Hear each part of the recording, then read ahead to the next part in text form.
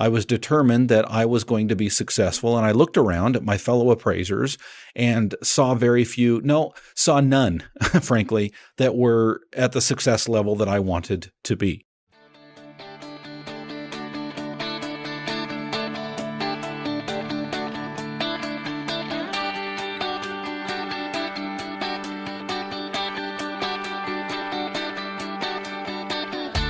Originating from deep inside the Rocky Mountains, transported through the power of the internet, and arriving inside your tiny earbuds.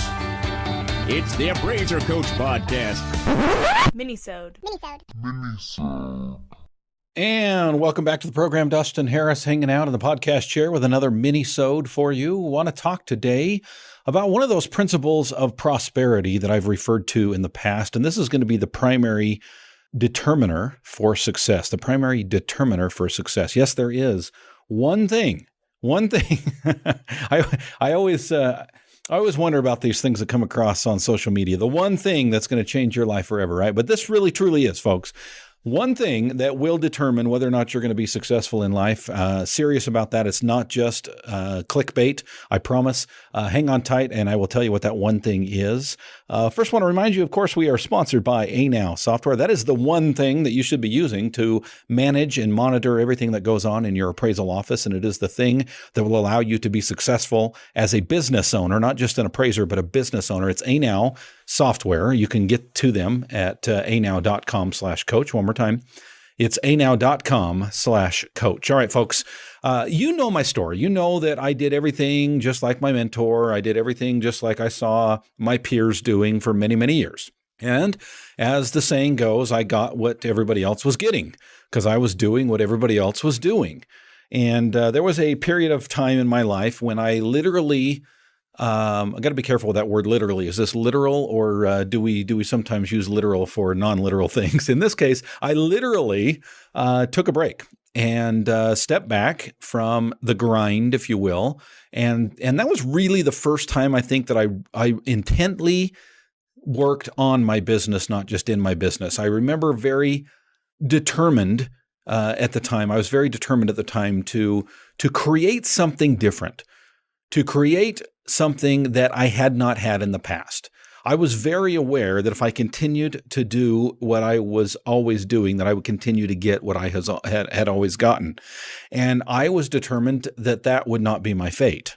I was determined that I was going to be successful. And I looked around at my fellow appraisers and saw none, frankly, that were at the success level that I wanted to be. And I knew for a fact that I could not emulate my business, continue to emulate my business after those that were, let's face it, mediocre, above average maybe, but truly successful was my goal, and truly successful was not what I was seeing in my fellow appraisers.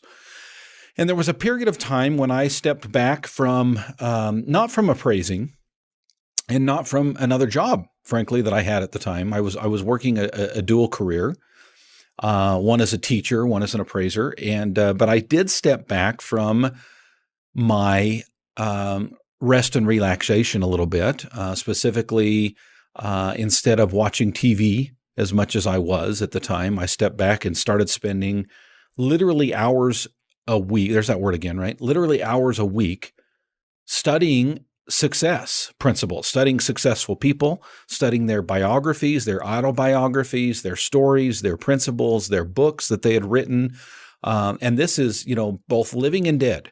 People who had passed away like Napoleon Hill, and people who were still alive like, yes, Donald Trump and Oprah Winfrey and others. I truly wanted to get a big picture idea, education, if you will, on what it took to be successful. And through that process, almost inadvertently, I came up with what I called the principles of prosperity. I think I borrowed that phrase from somewhere else. I couldn't even tell you where at this point, but that's what I started calling them, was the principles of prosperity. And there was, 12 or so ideas, thoughts, axioms that I found were pretty consistent, not universal, but pretty consistent with every successful person that I studied. These were things that they did. These were principles that they lived.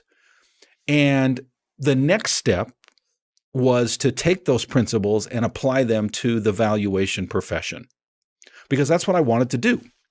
That's what I was doing. I found it fun. I found it exhilarating. I found it challenging. And I could see myself doing this thing the rest of my life. And I knew a couple of things. First of all, I knew that I could not continue to do what I was doing like everyone else because I was tired of living paycheck to paycheck. But number two, I also knew that this would be a changing career. It had changed in the past. It continued to evolve and will continue to evolve into the future. Now, some of you may be tempted to step back and think that change equals demise. I don't see it that way.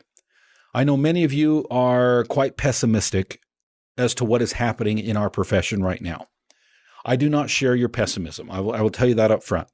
I am very keenly aware that any career is going to have not just minor tweaks, but major changes throughout the career. And if you're going to stay with one thing from the time you're young, and I started this when I was 21, 22, all the way through my retirement age, I knew that I was going to have to find principles that were malleable.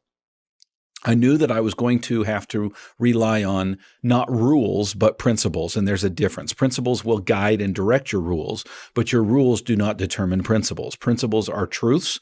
They're ancient truths. They're eternal truths, and they work in all situations. That's what makes them a principle. Okay.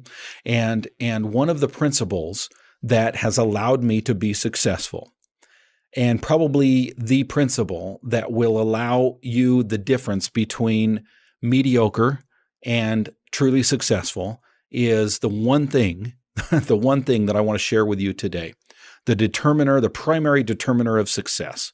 And I will share that with you when we get back from the break. I want to first remind you that we are sponsored, of course, by ANOW software. ANOW is the software that I use anywhere I am. It is very portable because it is cloud-based. It's on my laptop, it's on my desktop, it's on my tablets, it's on my phone. It's really anywhere that I want it to be because it is cloud-based, because it is portable.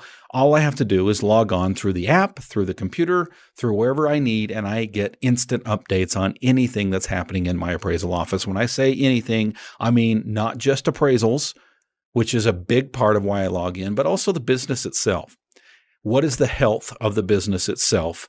Anytime I want, I can log on and see what my month to date is, what my quarter to date is, what my year to date is, how this year compares to last year, how this month of this year compares to last year's of this month. Anything I want to find out, I can through ANOW software. It's super simple to use. It's super simple to manage your appraisal office completely and fully with ANOW. Go to anow.com/coach. Why /coach? Because you get 3 free months of the All-Star team when you go to that website, anow.com/coach.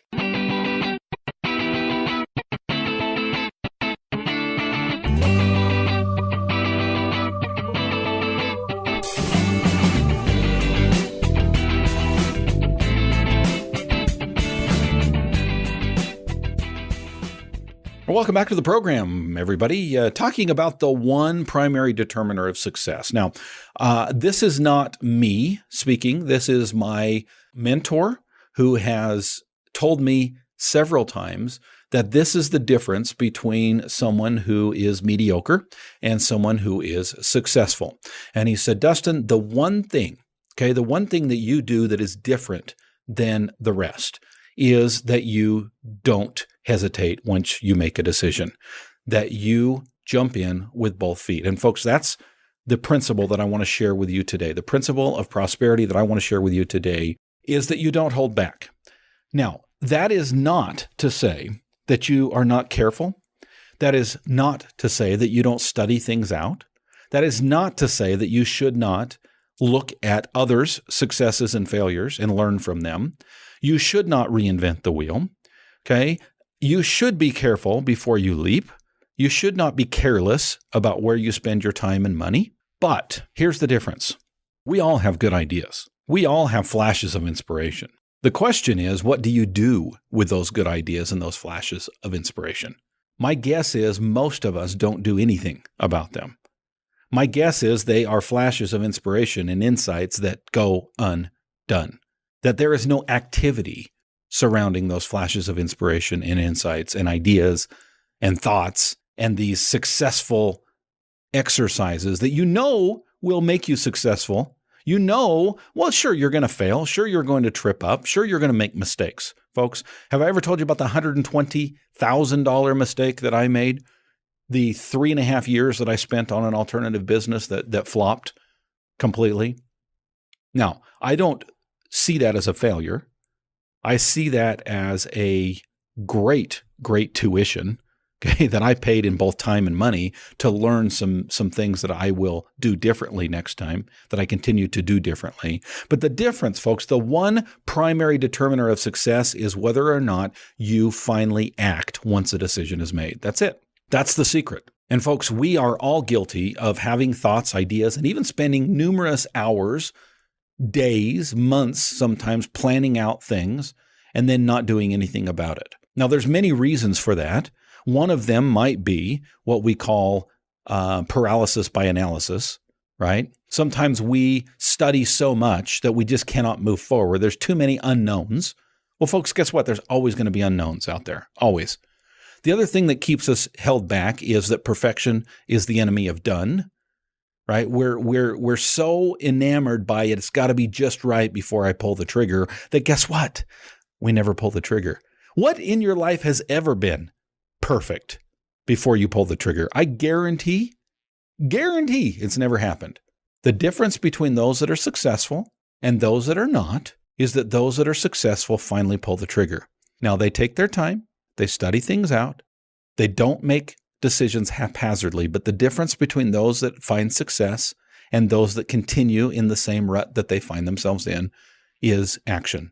That's it. It's pulling the trigger. It's moving forward. It's knowing you might fail, but it's also knowing that you might find success.